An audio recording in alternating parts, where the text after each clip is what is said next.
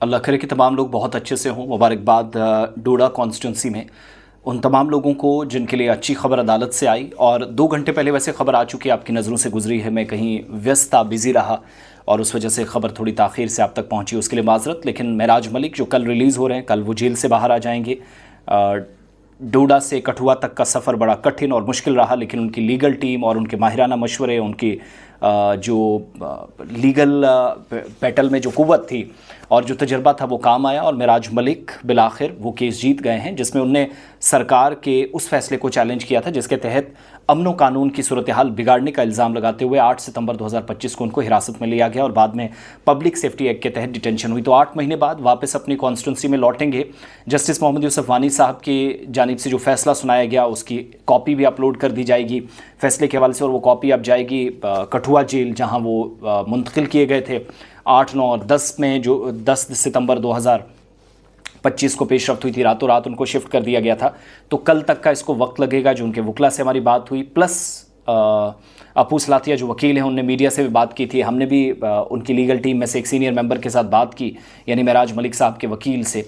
तो उनने इस बात की तस्दीक की कि कल मोस्ट प्रॉबेबली उनके चांसेस हैं। आज थोड़ा मुश्किल है, प्रोसीजर थोड़ा लंबा होता है, सारी चीज़ें डॉक्यूमेंटेशन का एक प्रोसेस, तो वो वक्त लेता है, उस प्रोसेस से गुजरना है। बाकी मेराज मलिक जिनको लेकर इल्ज़ामात संगीन थे, उनके नाज़िबा कलिमात जो वो लाइव सेशन में आकर इस्तेमाल करते थे डोडा के अंदर, उनकी भी काफ़ी मजम्मत हुई, तनकीद की गई, जो की जानी चाहिए। लेकिन जो रवैया डिप्टी कमिश्नर का था उस पर भी खुलकर नाराज़गी करनी चाहिए। वो भी एक सीनियर IAS ऑफिसर हैं। अगर उनके साथ गलत हुआ तो आप तो ये कसम खा कर आए थे कि आप सब चीज़ें ठीक करेंगे। आपने भी जवाब में उल्टा कर दिया, एक MLA पर बरस पड़े और एक पूरी कॉन्स्टिट्यूंसी को एक तरह से अनाथ कर दिया था, यतीम कर दिया था उस वक्त डोजियर बनाकर। और फिर SP साहब जो थे, SSP साहब, उनकी जानिब से भी वो सारी चीज़ें जो हैं तस्दीक शुदा थी और बाद में जाकर PSA लगा। बहरहाल मेराज मलिक वाहिद एक MLA नहीं बल्कि एक नेशनल पार्टी का यानी आम आदमी पार्टी का सरबराह भी है। खित्ते के अंदर सूरत हाल जो इस वक्त है, आम आदमी पार्टी वैसे मुश्किल दौर से खुद गुजर रही है, तब भी पार्टी को लीड किया, जेल के अंदर रहकर भी उनकी डायरेक्शंस जाती रहीं। आज सोशल मीडिया प्लेटफॉर्म से वैसे 2 घंटे पहले ही डिटेल्स आ गई थी जो मेरे प्लेटफॉर्म पर मौजूद हैं, जो उनने पोस्ट साथ साथ मैंने शेयर किया था। रेस्ट मुबारकबाद तमाम लोगों को। कामकाज ख़ासतौर से हमारी भी प्रायोरिटी है, आवाम की जो मुश्किलात हैं वो दूर हो सकें, और वो MLAs जो एक तवील मुद्दत के बाद बने थे, उनने जो जिम्मेदारियां संभाली हैं वो अपना काम बखूबी करेंगे। उसमें मेराज मलिक साहब, अब दरबार मूव जैसे हो जाएगा तो उसके बाद अगला कदम आप देखेंगे असेंबली के अंदर मेराज मलिक की आवाज़ दोबारा गूंजेगी। बहुत सारे लोग खुश हैं, होना भी चाहिए, क्योंकि एक सियासतदान है। और चीफ मिनिस्टर साहब का भी रद्द-ए-अमल आया, PDP का भी आया कि अब जवाब LG एडमिनिस्ट्रेशन को भी देना होगा कि अगर वो वाकई में ख़तरा थे तो 8 महीनों में ऐसा क्या कर लिया है कि सब कुछ ठीक हो गया और आपने उनको क्लीन चिट दिया। अगर गलत था तो अंदर ही रखते, अगर अच्छा था तो फिर गिरफ्तार क्यों किया?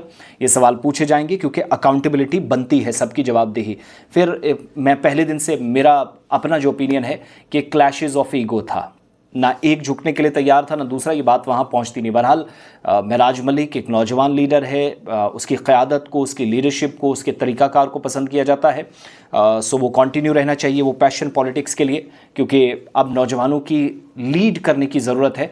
सो उसके अकॉर्डिंगली काम होगा। होपफुली चीज़ें बहुत अच्छी जाएंगी। सबसे अच्छा आवाम का काम अब बहुत आसानी से होगा। जो MLA वाहिद एक, जब DDCs नहीं है, पंचेज़ नहीं है, सरपंचेज़ नहीं है, ब्लॉक डेवलपमेंट काउंसिल्स नहीं है, मेंबर्स नहीं है, तो between the administration and the concern representative of the any particular constituency, चाहे मेराज मलिक हो, तो वो इंतज़ामिया के बीच और वो जो आवाम के बीच एक गैप है उस खला को पुर करेंगे बहैसियत ब्रिज, एक पुल की हैसियत से। सो अल्लाह करे चीज़ें बहुत जल्द जाएँ।